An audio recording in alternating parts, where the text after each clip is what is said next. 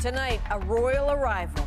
This little thing is absolutely to die for, so I'm just over the moon. Prince Harry and Meghan welcome their first child, a baby boy. How the couple is breaking with tradition and reclaiming their privacy. Extinction is permanent, right? We don't have time to dither around. A dire warning: 1 million species are at risk of extinction, and humans are to blame. It doesn't make any sense. You're saying you have a feature, but then if it doesn't work, well, sorry, that's too bad for you. When your electronic life goes down the toilet, even if your phone is water resistant, why it may not be covered for water damage. This is The National.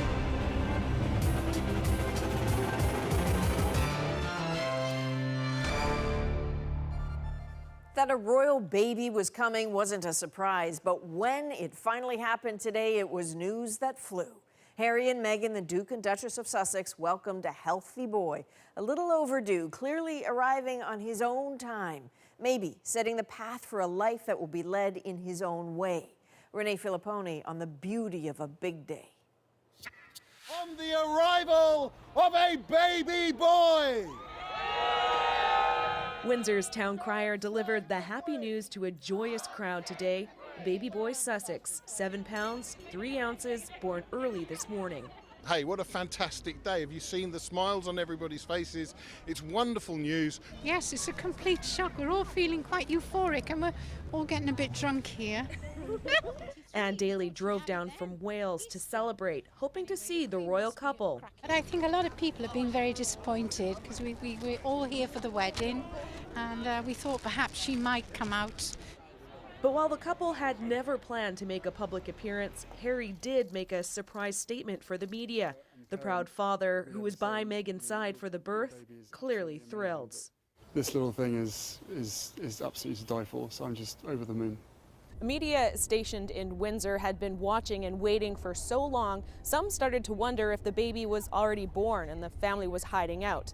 But no, Meghan was just overdue. The royal couple wanted the birth to be a private affair. Unlike William and Kate, there would be no photo op on the steps of the hospital. This couple didn't even say where Meghan gave birth, opting instead to share the happy news on Instagram, even before the traditional announcement made outside Buckingham Palace. This baby is 7th in line to the throne, very unlikely to ever be even a working member of the royal family, let alone a king. So he can be afforded a lot more privacy and a bit more freedom to grow up away from the spotlight.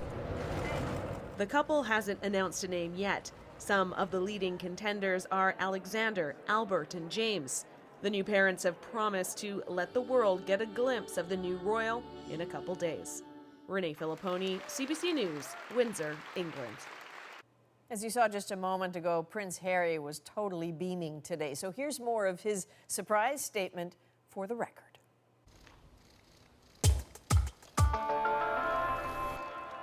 Mother and baby are doing incredibly well. It's been the most amazing experience I could ever possibly imagine. How any woman does what they do is beyond comprehension, but we're both absolutely thrilled and so grateful to all the love and support for everybody out there, from everybody out there. It's been amazing, so we just wanted to share this with everybody. Still thinking about names. Yeah, the baby's a little bit overdue, so we've had a little bit of time to think about it, but yeah, we're still, that's the next bit. But for us, I think we'll be seeing you guys in probably 2 days' time as planned, as a family, to be able to share it with you guys and so everyone can see the baby. I haven't been at many births. This is definitely my first birth, but it was amazing, absolutely incredible. And as I said, I'm so... Did you see that supportive horse back there? We'll talk more about the horse later. But out of curiosity, where does the new royal baby fit into the line of succession? Well, first in line, of course, is Prince Charles, followed by Prince William. Then come Will and Kate's children. Prince George is third, Princess Charlotte fourth, and then their baby brother, Prince Louis. Prince Harry is sixth in line to the throne, followed by the new royal baby boy, who is seventh. So we don't know where the baby's first royal tour will be, but Prince Harry will travel to the Netherlands this week to officially launch the countdown to the Invictus Games. All right, Rosie, so let's move, still in Europe, but to Paris, where scientists from around the world gathered today with a very serious warning. They sure did, Adrienne. The UN coordinated this unprecedented study of species at risk. Scientists in 50 countries took part, and they were assessing all sorts of established research, and turns out the outlook is grim. There is no doubt that this is certainly the most comprehensive report ever written, with an incredible amount of detail. Biodiversity is important for human well-being, and we humans are destroying it. Extinction crisis. 1 million species of plant and animal at risk of disappearing, many within decades. And here's why. About 3/4 of Earth's land has been severely altered or lost, plus 2/3 of marine habitats and 85% of wetlands. But this isn't just about saving other species. It's a call to preserve a world that's becoming harder for humans to live in too. Cass Rusi starts with the view from Canada. The polar bear is an iconic symbol of Canada's north. These ones at Toronto's zoo are always a crowd favorite. But in their true habitat in Canada's north, an ugly truth is emerging. Conceivably, if we don't reverse our trends on this planet, it's in an imperiled ecosystem as well. If we can't save the places where these animals live, we have to ultimately ask, what's their future going to be? The list of endangered species in Canada risks getting longer, and it's not just climate change. We're farming more, we're building more, we're fishing more, and it all comes down with a cost. At least 50 Canadian species are under threat. There's the black-footed ferret in the prairies, the Blandings turtles in eastern Canada, the Vancouver island marmot. As habitats vanish, some of these species are losing their homes. What Canada needs to do now, says this conservation biologist, is protect more land. But the challenge now is habitat loss. This is a challenge of our generation. And until we solve that, we're going to continue to have this extinction crisis, which is not just affecting wildlife, but is going to affect the quality of lives of people now and into the future. You know, Canada's always been pretty well known as a fairly nature-forward country. However, in general, and that goes with the entire world, on an individual basis and on a policy basis, we definitely need to change what we're doing and become more progressive in how we're considering the environment in our policies. Canada has pledged to protect 17% of its land by next year, but so far it has only managed to reach 11%. Cass Rusi, CBC News, Toronto. The UN report sounds an urgent alarm, but its authors also have a hopeful message. Endangered species can be helped. Erin Collins takes a look at efforts in Calgary to save a familiar frog. They used to be everywhere in Western Canada, but these days the northern leopard frog is harder to find. Endangered in BC, at risk in Alberta, it's not easy being green. Well, frogs all over the world are actually in trouble. 40% of all frogs are threatened with extinction. Wetland species like the leopard frog are often hardest hit, threatened by a shrinking habitat, invasive species and diseases, and of course climate change. A trend a team based at the Calgary Zoo, along with colleagues in BC, are hoping to reverse, reintroducing them into their natural habitat, one hop at a time.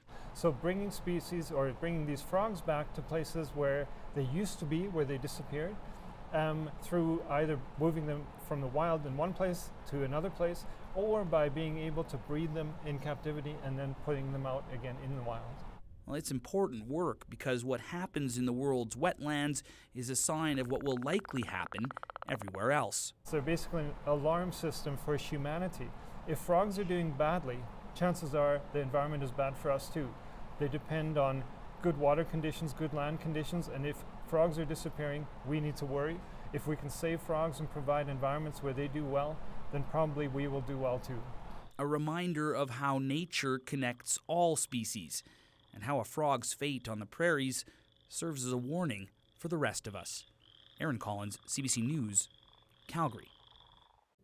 I had no idea frogs could tell us so much. If you want to know more about the UN's report, be sure to check out our newsletter. Today's edition of the National Today goes through the nitty-gritty of the report. It also takes a hard look at some of the other recent reports on the planet's health. Hit the subscribe button at cbcnews.ca/thenational. In Moscow, investigators recovered the 2 flight data recorders today from the wreckage of that Aeroflot plane that crash-landed in flames yesterday. 41 of the 78 people on board were killed after the Russian-made jetliner declared a mid-air emergency. We still don't know the cause, and as Chris Brown reports, getting to the truth may be harder than you'd think. The charred frame of the Sukhoi Superjet was lifted today from where it crashed Sunday, as the focus shifted to the politically sensitive question of what brought the jet down. This fortunate passenger who got out unscathed claims he saw a white light right after takeoff. The possibility that lightning caused the crash has been played up by Russian state media, rather than pilot error or a mechanical problem. But planes are built to withstand lightning strikes, and it doesn't explain why the pilot declared an emergency and then had to come in for a fast, hard landing, creating a deadly fireball in the process. Stories on Russian TV have also suggested that some of the survivors may be partially to blame for the high death toll because some of them took their bags, leaving others trapped inside. The coverage likely reflects the fact that the Sukhoi Superjet is a prestige project for President Vladimir Putin, the first Russian-made commercial aircraft since Soviet times. But there have been repeated problems with its engines, leading to frequent groundings. Putin foe Alexei Navalny wrote on Instagram today, "It was important for the authorities to prove, look, we're able to make a plane under Putin. Huge money was spent on the project. Superjet is an unfinished aircraft which cannot be used in full commercial operation." On state TV talk shows, Navalny never gets mentioned by name, but it appeared the rebuttals from government officials were aimed squarely at him. Some people are trying to create a false impression that the state will not protect its people. It's totally false, said Alexander Hinstein. Russia's transportation minister said today he sees no reason to ground the fleet of superjets, but it appears some carriers are taking action on their own. One regional Russian airline said today it was canceling its order for 10 more of the aircraft. Chris Brown, CBC News, Moscow. The flames engulfing that plane were so big, so intense, it's hard to believe anyone inside survived. But from those who did, today came stories of sheer horror. With the cabin windows melting and the flames growing, some of the passengers say it was the crew members who saved their lives, staying calm while passengers panicked. In darkness and with smoke all around them, some people froze, others stopped to get bags from the compartments above. After kicking out a door, this flight attendant had to shove people out of the plane to keep the evacuation moving. At the rear of the cabin, this steward died trying to release another slide. All but one of the 41 people killed, including 2 children, had seats in the back half of the plane. Row 10, the dividing line between life and death. And late today, Aeroflot announced it will pay compensation up to $41,000 to passengers who escaped alive and about $103,000 to relatives of those who did not. A weekend of violence in Israel and the Gaza Strip has given way to a bit of an uneasy ceasefire. International mediators are pressing for a wider easing of hostilities. But as Paul Hunter reports, wanting it and achieving it are not the same thing. In Gaza City, a quiet morning with the chance to consider the intensity of the violence there this weekend. But with the truce and amid the rubble, anger. This truce will be the same as previous ones, said this man, a week or two until the Israelis are back to fight again. On the Israeli side, an equal dose of fury from those now contemplating the shattered homes from Palestinian rocket fire, who hold an equally firm view the truce won't hold. It will all repeat itself, and we have achieved nothing. Israel, this man says, needs to strike them very hard. It was a brutal weekend, apparently sparked when Palestinian frustrations over the Israeli economic blockade of Gaza, itself aimed at quelling violence, led to shots being fired into Israel, wounding 2 Israeli soldiers. It then escalated quickly. Many hundreds of rockets were fired into Israel, and in return, Israel struck more than 300 targets in Gaza. More than 24 Palestinians were killed, militants and civilians. On the Israeli side, 4 civilians were killed, the first civilian deaths from rocket attacks since the 2014 Gaza war. Israeli Prime Minister Benjamin Netanyahu visited some of the wounded today. He said later, this is not the end of the campaign and will keep Israeli forces in place. As militant leaders in Gaza suggested they may try other tactics against Israel. While both sides wonder, how long will the truce hold? Paul Hunter, CBC News, Washington. Here are some of the other stories we're watching tonight on The National, including results from a by-election in British Columbia. Polls are open for about another 2 hours in the riding of Nanaimo-Ladysmith on Vancouver Island. The seat has been vacant for several months since the NDP's Sheila Malcolmson stepped down to run in provincial politics. This is the final by-election before October's federal election. I hope that when I rejoin my family and friends, that the country will be in a place without xenophobia, injustice, and lies at the helm of our country. Michael Cohen is a prison inmate tonight. Donald Trump's former lawyer started his 3-year jail sentence for financial crimes and lying to Congress. It's expected he'll serve his time in the minimum security section of a federal prison near New York City. This is a large building with very heavy volumes of flame and smoke right now. At this hour, crews are battling a fire at an adult education center in Toronto. It started on the 3rd floor of the building a few hours ago. 7 people working on the roof had to be rescued. The flames have since spread upward and the roof is now compromised. National, we begin a special series on guns in Canada. Tonight, the divide between those who've always owned guns and those who see their most violent effects. And did you spot it? Game of Thrones leaves an unauthorized prop in a scene and the internet, well, it lights up. Plus, has this ever happened to you? You go into the bathroom and you accidentally drop your smartphone into the bowl. No, that's gross. Why some cell phones marketed as waterproof may not be covered for that kind of damage. That's next.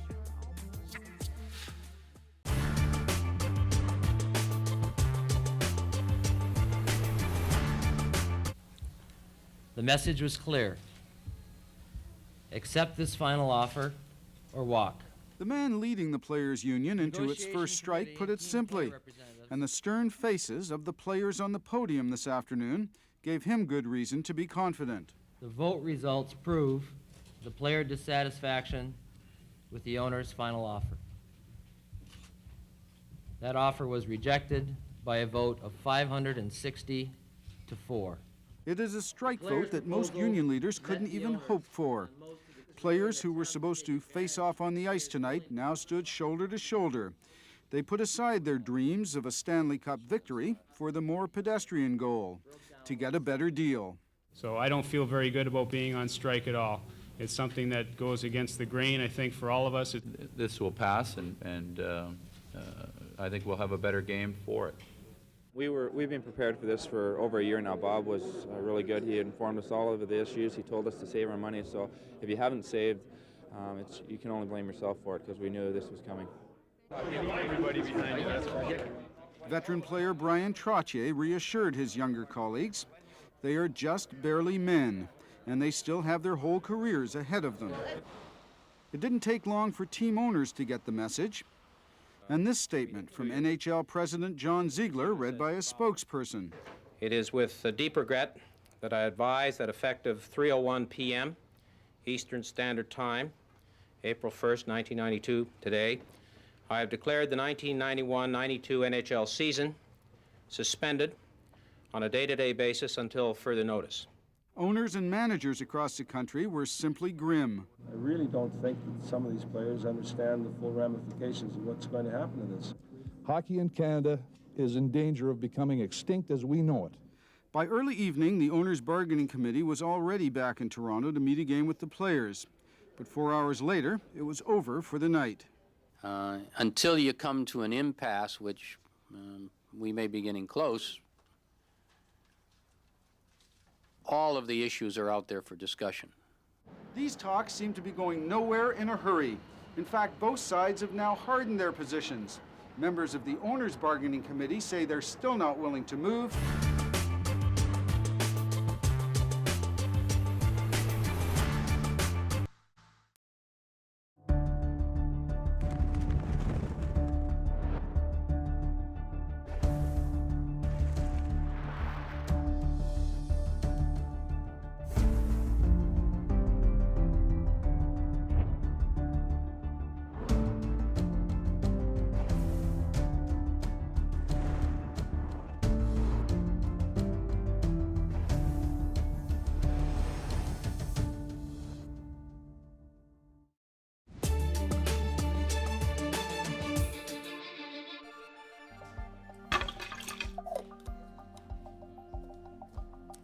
Go to the bathroom, and whoops, you drop your phone into the toilet.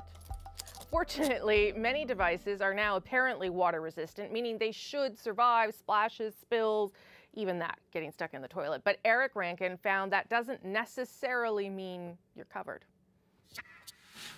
24-year-old Eliane Abramovich bought a brand new Huawei P20 Pro from Fido in February, got a protective case and screen protector, and went on a vacation to Mexico in March.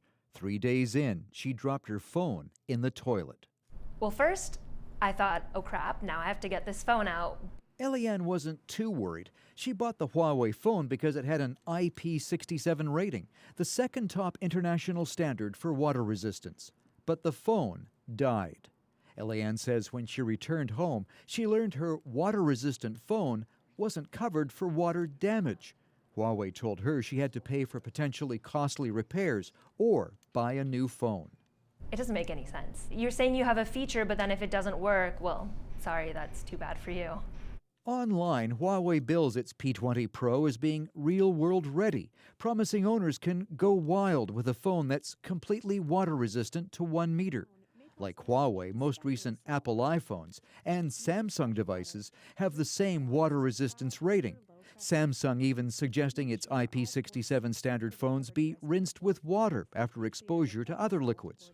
As this online test of a Huawei P20 Pro shows, the rating means the phone should be able to sit for 30 minutes in 1 meter of water and still work.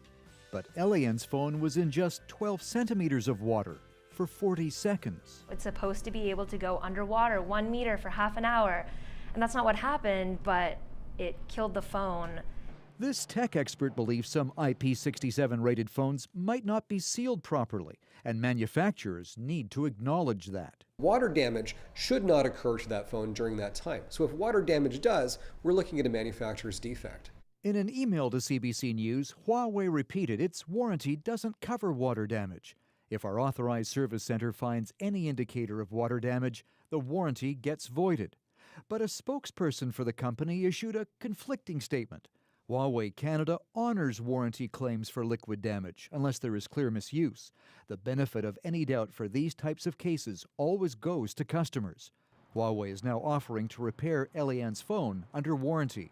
But she just wants the big cell phone manufacturers to revise their water-resistant promises. I really think there's a bigger issue with the warranty, and until that starts getting looked at, I'm not really going to be happy. Eric Rankin, CBC News, Vancouver. Coming up on The National, why kids' TV is lacking diversity and what's being done to fix it. But first, the debate over guns in Canada. Gun control is not an argument about cigarettes. It's not an argument about seatbelts. So that's why we say stay in your lane. So that's not likely to happen that I'm going to shut up. We believe that this is very much a public health issue. Our special series begins right after this.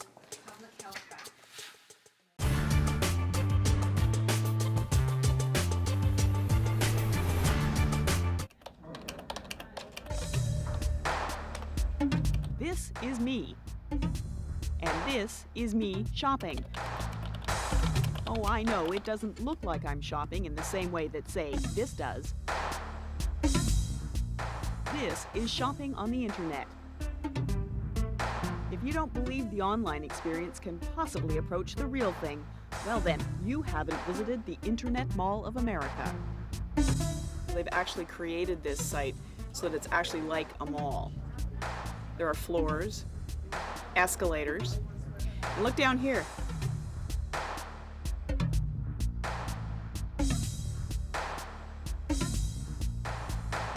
This is just like every women's washroom I've ever been in. You wait forever. I've now joined the increasing numbers of internet shoppers, gift givers like Catherine Gage, who selects, ships, and delivers the chosen items, all without ever leaving her desk. The selection is all there. For the most part, you can see things the same as you would in a store, except you don't have to put up with crowds and people pushing and shoving. Who else shops this way? Recent studies suggest that of the 50 million computer users, about 4 million, roughly 1 in 12, will take time to shop around. Catherine Gage isn't typical. Most online shoppers are men, specifically men between the ages of 25 and 55.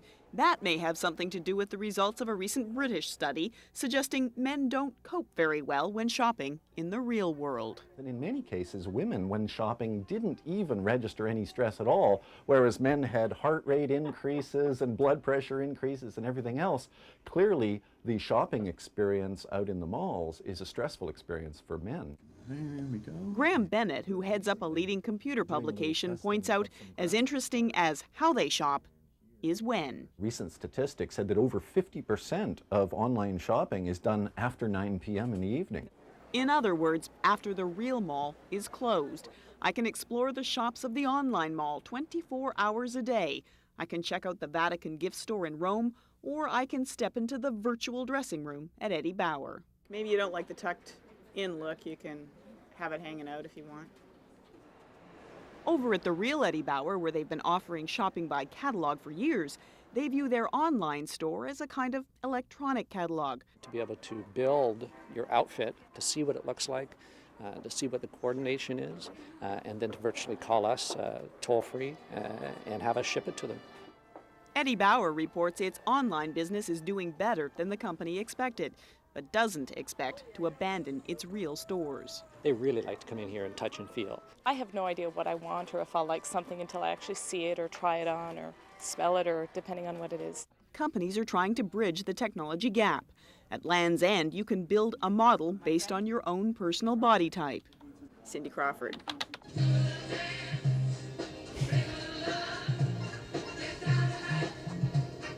And the technology is getting closer to giving consumers a better look at what it is they're buying. Take a look at the dashboard close up if you wish.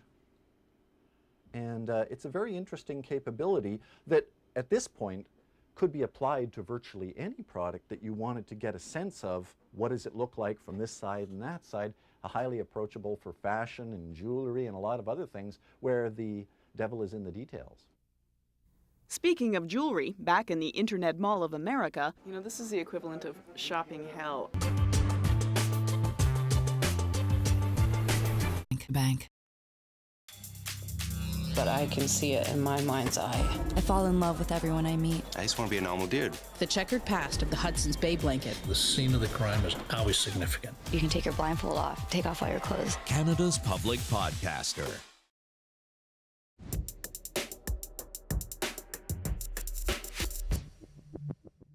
Tonight, we begin a special series on gun violence in Canada. It's on the rise with often deadly consequences.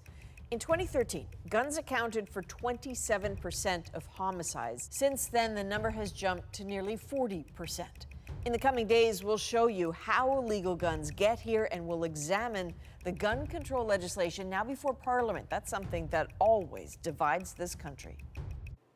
For many Canadians, legal gun use is just part of daily life, far removed from the city shootings that make the news. Tonight, you'll hear from a longtime member of Parliament who has fought against gun control, but you will also hear from an ER surgeon calling for restrictions. Terence McKenna has been gathering perspectives from both sides, and here's what he found.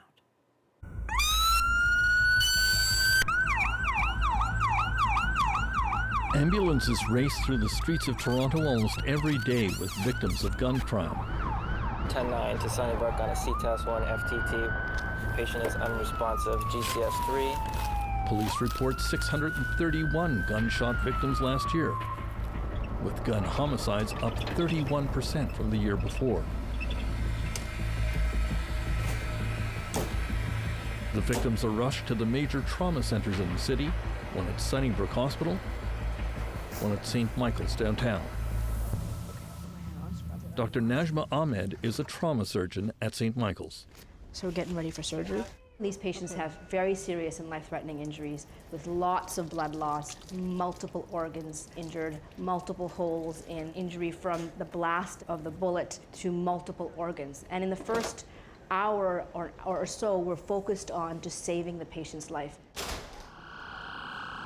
You know, when you look carefully at this problem, we see that there's been an increase in the number of gunshot victims in urban centers like Toronto, but also in rural settings. And a lot of people don't really appreciate that the per capita death rate from firearms is higher in rural settings than it is in urban settings.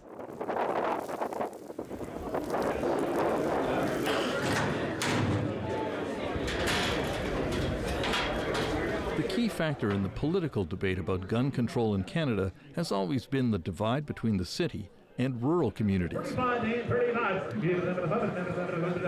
At this livestock auction outside Owen Sound, Ontario, farmers come to buy and sell their cattle.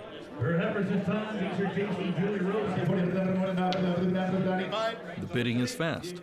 The signals from buyers almost imperceptible. How you doing? This is the federal electoral district of Bruce Grey Owen Sound. How you doing, Scott? And the local member of parliament is Conservative Larry Miller. Anyway, so take care. He got into federal politics 15 years ago because he was upset by the Liberal government's gun control laws, and he worked hard to repeal them.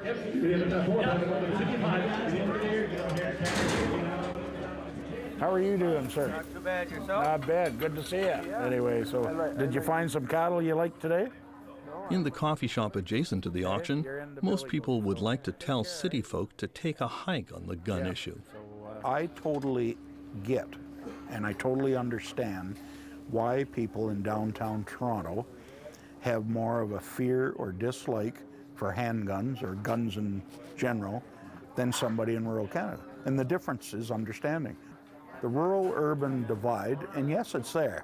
What the observation of most people who live in rural Canada is that the people in the city don't give a damn about our way of life as long as their way of life is being looked after, and that bugs the heck out of us.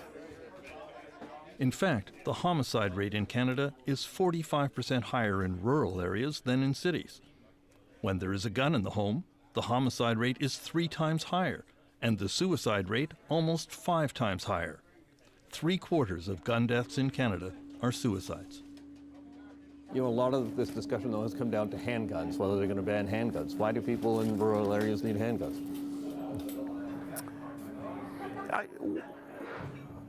Why do you need a car? To get to work. You don't need a car. You could find a way, you could get a cab, whatever, but you want a car. You're going to use that car. And what's the difference? As long as I follow the law, whether I have a car or I have a handgun or whatever, fine. Guns are a way of life. It's a family thing for us. Larry Miller took me on a tour of his riding. Like where we're driving here, this is one of the best deer crossings in the whole area. I've got 4 brothers, 3 sons, 2 of my sons hunt. He sees himself locked in mortal combat with the leaders of the gun control coalition in Canada. You know, there's an old saying out there, if a conservative doesn't like to hunt, he just doesn't hunt. But if you're a liberal, you try and make everybody so nobody can hunt. Their goal is ultimately to take guns out of people's hands. They're making us law-abiding people feel like criminals, and that's what Good evening, and thank you for the opportunity to speak on this important subject.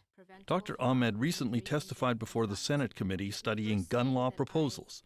She focused on gun violence against women. Last Wednesday, I told a woman that her 25-year-old daughter was dead. She had been shot by her common-law partner.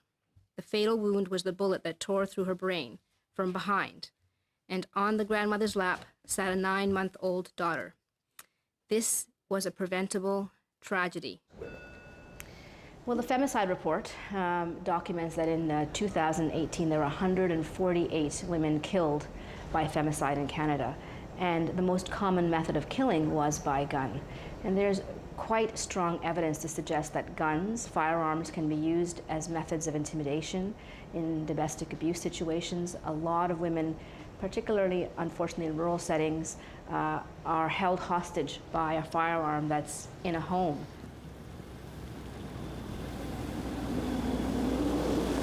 Conservative MP Larry Miller took us to his local gun range, which provides safety courses on the correct use of a firearm. Approach the firing line. My safety is on. Load your firearm. I asked him about the polls that show that while men who own guns are against more gun control, the women who live with them are in favor and feel less safe if there is a gun in the home. There's probably some women who feel like that. That's certainly not, I don't think, prevalent in this area. At least I've sure never heard it. Figures can lie and liars can figure. And so I don't buy that. Again, coming back to those polls, you see 2/3 of Canadians are in favor of more gun control, and yet basically your side is winning, right? You took down the long gun registry. Why is that? Why are we winning? Yeah. Well, when you start attacking the innocent Canadian and there's no positive outcome of it, meaning public safety, there's bigger fish to fry. Go and deal with how these guns are coming in. And, you know, they're just not willing to do that because it's not easy. It's hard. The power of the gun lobby and rural gun enthusiasts was on display recently at this Durham, Ontario town hall meeting in MP Larry Miller's riding. Minister, thanks again for being here. The special guest is Bill Blair, the former Toronto police chief who is now the federal minister of border security. You're in the far chair. And Mr. Blair has been mandated in a letter from the Prime Minister to look into the possibility of banning handguns and assault weapons in Canada. He is here to listen to what rural Canadians have to say about gun control. The gun lobby is here. The Canadian Coalition for Firearms Rights has invited its members to attend, and their supporters are sprinkled throughout the hall. I stand here as a gun owner of about 10 years, alongside what appears to be about several hundred of the fellow members of my community, all of whom are more thoroughly vetted than Trudeau's token Syrian refugees, or the people pouring across our supposedly secure border. And I think as a former police officer, you should know better and should have tossed that mandate paper back in Trudeau's face. Sir, the only thing this all says is every time the Liberals are in power, they come after us. That's true. There is no way you will ever tell the Canadian people they cannot have guns. We will keep them and we will hide them. Respectfully, I will say I consider gun ownership a right, and rights are inalienable. It's only governments that choose to acknowledge them or not. Firearm ownership is a privilege. It's a privilege earned by each and every person in this room. It's a privilege earned because you obey the rules. You follow the law. You are responsible in your ownership. You're responsible and you obey the law on how you acquire your firearms, how you use your firearms, how you store your firearms, and how you dispose of your firearms. That is a privilege that each and every one of you has earned, and I thank you for that. But it is not a right to carry a firearm in this country. It's a privilege to be earned, and all of you have done so. Bill Blair is now at the end of his public consultation process and has made his report to the Prime Minister after hearing very different messages from Canadian cities and rural areas. Do the right thing, Bill. That's me. Do the right thing. I don't envy Bill. I respect him for coming, but, you know, he sure as heck didn't make me think that I was, you know, going to be any better off as a firearms owner either. So Bill Blair has been asked to go and look at very seriously at a handgun ban and an assault weapon ban. What will happen politically if the Liberals go ahead and do that? If you want to do something really stupid and help the opposition, which is us, then go ahead and do that. There's a very strong, very vocal, very well organized lobby of people who own firearms, and perhaps even a smaller group of people who speak on their behalf. And they're very loud, and they have, in my view, dominated the conversation and dominated public policy in this area for a long time. Hey everybody, it's Rod Giltaca from the CCFR. You may have heard about the CCFR's conflict with this group, Doctors for Protection from Guns or something. Recently, the Canadian Coalition for Firearm Rights has launched an attack against doctors who involve themselves in this debate, echoing the famous NRA demand that doctors should shut up and stay in their lane. Gun control is not an argument about cigarettes. It's not an argument about seatbelts, okay? And that's why it's a lot more complex, and that's why we say stay in your lane. So that's not likely to happen, that I'm going to shut up or that physicians are going to shut up on this matter. Everyone has the right to engage in this debate. This is why we have formed this coalition, Canadian Doctors for Protection from Guns, because we believe that this is very much a public health issue. Public health facts, no gun lobby attacks. On April 3rd, doctors across the country participated in a day of action calling for stricter gun laws. Injury and death from guns is nearly a daily occurrence in Canada now. And it doesn't have to be this way. We can act. Dr. Ahmed led them to City Hall, where they were greeted by Mayor John Tory, Thank you so much. Here as promised. who has asked the federal government to ban handguns in his city. If it's going to save a life or two or three or four or five and save trauma for a lot of families of people who don't die, then isn't it something that you should be very seriously looking at doing? Okay. Dr. Ahmed was encouraged by the reaction to the doctors' rally. I feel like things are changing, potentially. I feel that people are engaged. I feel that doctors and physicians have witnessed enough to make them believe that now is the moment that we can change this trajectory. Thank you. Thank you, You're very welcome. Thank you. Thank you. Thank you. The federal government was expected to announce new gun control proposals, but it appears that with another federal election on the horizon, any further changes are on hold. Terrence McKenna, CBC News, Toronto. Done with guns!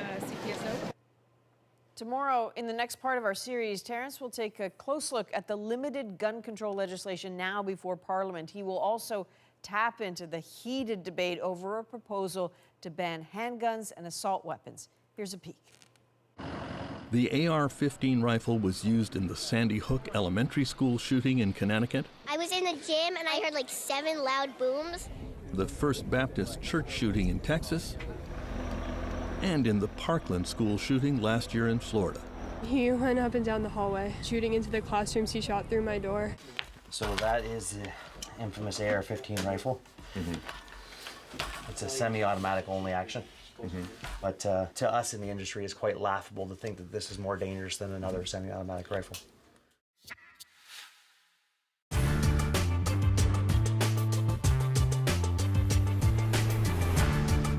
We have decided that the circumstances leave us no choice but to urge the Canadian Olympic Association to inform the organizing committee for the 1980 Olympics that Canadian athletes will not be participating in the Games. External Affairs Minister Mark McGuigan made it official late this afternoon. The Canadian government is going to boycott the Games because it now believes the boycott will be supported by up to 60 other nations. Enough, it feels, to make the protest effective. Canadian athletes will not be forced to boycott, but McGuigan says if they go, it will be without the material or moral support of their own government. We ask Canadian athletes and Canadians generally to support this important decision which has been taken in the national interest. International terrorism in all its manifestations, whether by armed students or disciplined troops, is unacceptable to Canada. The government's decision today was in fact the same as the one taken by the former Tory government in January. A similarity the former External Affairs Minister Flora MacDonald was quick to seize on. 118 days, 4 months after the invasion of the neutral country of Afghanistan by Soviet troops, the Liberal government has finally seen fit to do something to protest this gross violation of the independence of one country by another. Canada's decision comes at a point of gathering momentum in the boycott movement. It was timed, in fact, to coincide with a similar announcement by West Germany. It also comes, probably by no coincidence, on the eve of the visit here by U.S. Secretary of State Cyrus Vance, who will be pleased by the decision. Vance will be talking to Canadian officials through most of tomorrow, and much of the talk will be about the need for the West to stand united on Afghanistan and Iran. Those talks will be made more amicable by the knowledge that the boycott has been joined here at a crucial time. Brian Stewart, CBC News, Ottawa. Within minutes of McGuigan's announcement in the Commons, Olympic athletes across the country were told the news. You can virtually say, without any doubt at all, we won't be going to Moscow. It didn't come as much of a shock. Many were expecting the decision. While most felt disappointment and even heartbreak, there was a feeling of resignation, bowing to the inevitable. When a government says you can't go, I think that we should obey what they say. I don't think the Canadians had any choice. I guess we had to make a decision whether we were going to stand behind the Russians or the Americans, and it had to be the Americans. One coach told his athletes that the years of training weren't a total waste. So don't get freaked out by it and don't let it faze you. You have to realize that there will be an alternative, and alternatives are now being explored to try and create a situation where you can at least realize the benefits of all the work that you have done. Even those who disagree strongly with the idea of a boycott accepted the fact that no Canadian team would be in Moscow. Even though we're not going, I'm still opposed to the boycott because I don't see the effect it's going to have. You know, all the Canadian people say, oh, it will show the Russian people. The Russian government is not answerable to their people. They never have been. But some coaches and athletes feel this means the end of the Olympic Games.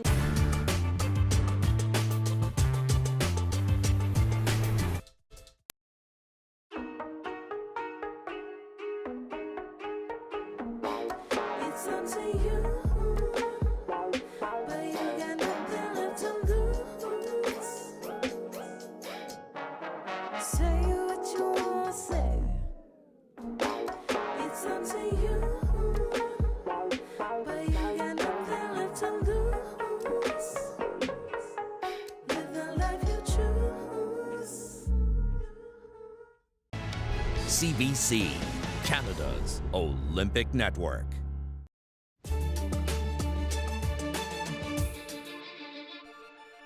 I've battled. I've tried to hang in there, and I've tried to come back and play the great game of golf again. I've been lucky enough to have had the opportunity to do it again. Tiger Woods has been awarded the Presidential Medal of Freedom. During today's ceremony at the White House, Donald Trump described the golfer as a global symbol of American excellence. Woods won his 5th Masters title last month. Well, here's some of the highlights from tonight's Met Gala, often described as fashion's biggest night out. Lady Gaga's dramatic entrance and 4 different outfits. Canadian Celine Dion posed in a gold Oscar de la Renta dress that weighs almost 10 kilograms. And actor and singer Jared Leto came with a mannequin on his head. Templeton Family Fun Night! Family Fun Night! When it comes to children's shows, there is no shortage of choice these days, but a new study suggests there is a distinct lack of diversity. And that's a big concern for some parents who want their kids to see themselves reflected on screen. To Shauna Reed on what's being done to change that. Until finally you reach the Pixie Cup. As a busy mom of 3 girls, therapist Sonite Lichmore does allow for some TV time at home. Remember to use the lightest, most delicate touch. But she's keeping a close eye on what her daughters are watching. The number one thing that sticks out to me is a lack of racialized people, the representation that does not really exist on television. Researchers looked at hundreds of hours of kids' TV shows and found they are missing the mark on diversity. When I say diversity, I'm not just referring to gender diversity or racial diversity. I'm talking about economic diversity, body shape, neurodiversity, physical differences. Here's what the data shows in Canada. The study sample reveals zero representation of characters with physical disabilities. Racial diversity is also lacking. When it came to human characters in kids' shows, 74% are white. On screen, only 35% of characters are female, a percentage that hasn't changed in 10 years.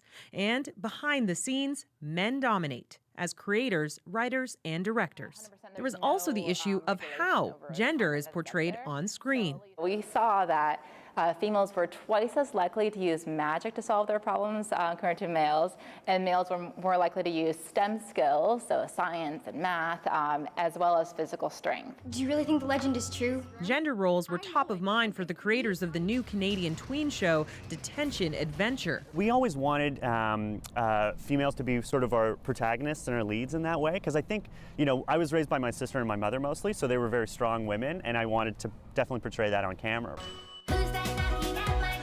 Lack of representation in children's programming is why Big Bad Boo Studios got into the business a decade ago. We were a little bit ahead of our time, and now it feels like people are starting to look at numbers, look at statistics, and pay attention more. Based in Vancouver and New York, the company has a wide range of shows, from an unconventional princess with 2 dads to the adventures of city kids in an apartment building.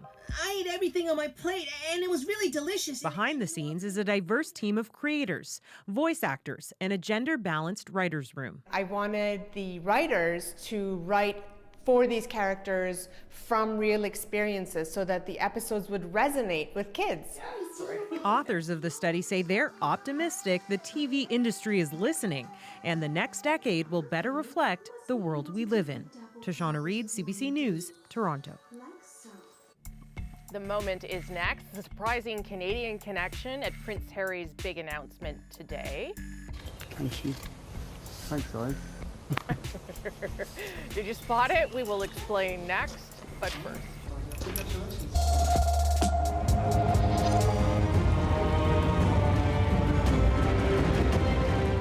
In case you missed it, a lot of big chess moves on Game of Thrones Sunday night. Major spoiler alert. Here's exactly what happened. Kidding, I'd never do that to you, but I do have a small spoiler. Turns out you can get takeout coffee complete with sleeve and plastic lid in Winterfell. Turns out the Great Northern Art Department missed that little detail, and then the editors missed it after that. Twitter, however, did not and had a hilarious field day with it. And you know what? It's happened before. Our heroes went north of the wall, and apparently one of them left a perfectly good pickup truck behind.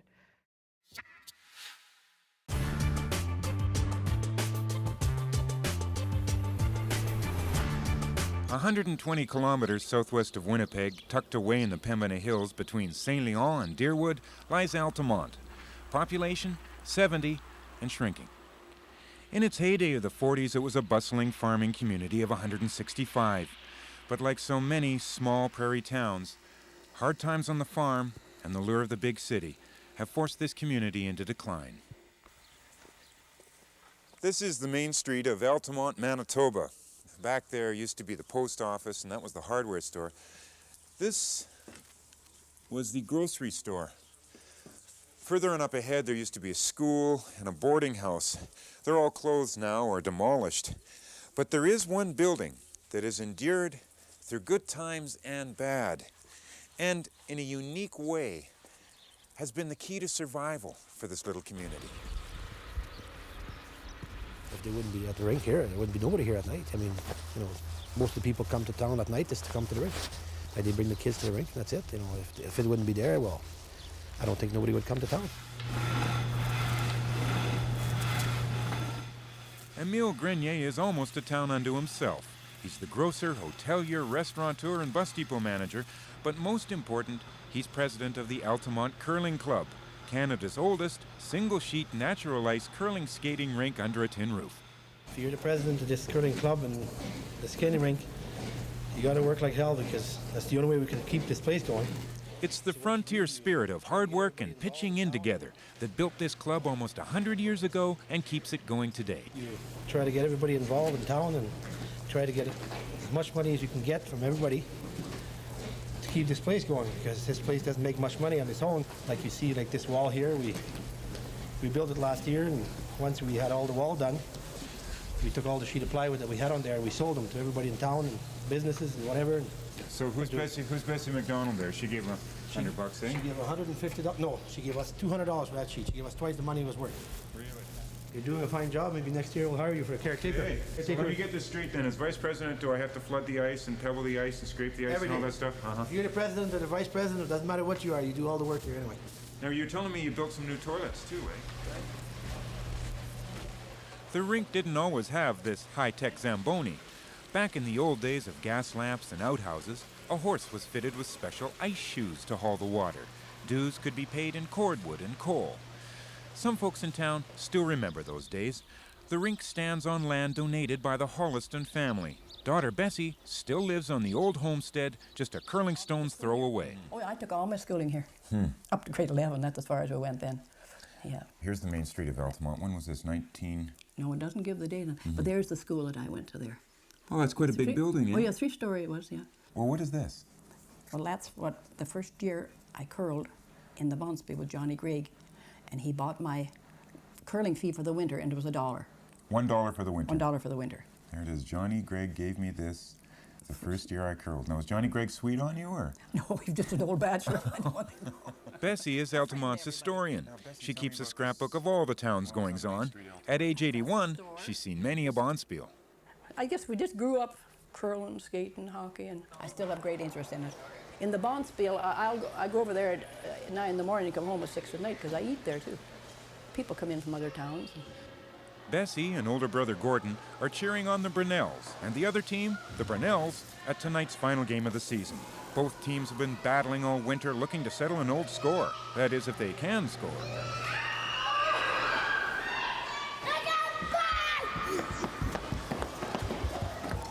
This evening's also an opportunity for the whole town to get together, for the kids to learn to skate, while Mom and Dad curl, while the grandparents watch.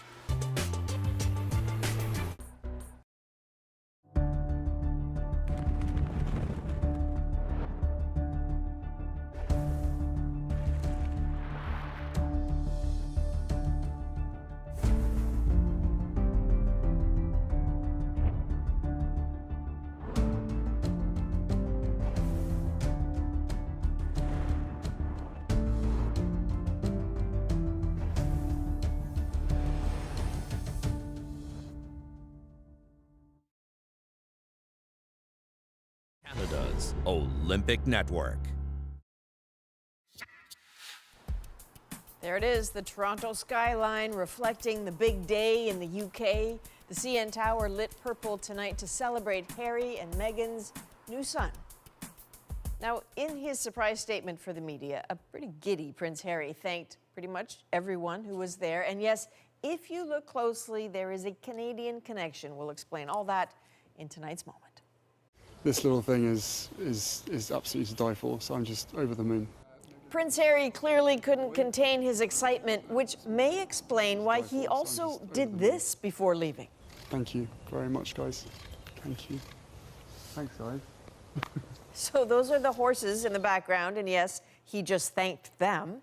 Perhaps he's just that polite, or maybe it's the lack of sleep. Either way, social media caught on fast and couldn't get enough of the horses in the back. I got the horses in the bag. And in the spirit of fine investigative journalism, we've learned one of those horses is Canadian. Sir John, as in Sir John A. Macdonald, a gift from the RCMP to the Queen on her 90th birthday back in 2016. Thanks, guys. Hey, you're welcome, Harry, and congrats, Dad. There's so many directions we could go here. I guess what I'll say is I find it kind of comforting and charming that even a royal is not insulated from the giddiness and exhaustion and bewilderment, befuddlement, I think, that new dads had. I've been through that, though, for the record, I did not thank any horses. Oh, good. And I have to say, I watched that announcement a couple times. I thought it was great. And then once I realized that the horse behind him, the internet pointed this out, was almost laughing, I cannot unsee it, and it is flat out hilarious. I loved how he was just rubbing his hands like with sweat the whole time because he knew he had to get his butt back to the wife and the kid. We'll hear more in the coming days, I'm sure. And that is The National for Monday, May 6th. Good night, everybody. Good night. Good night.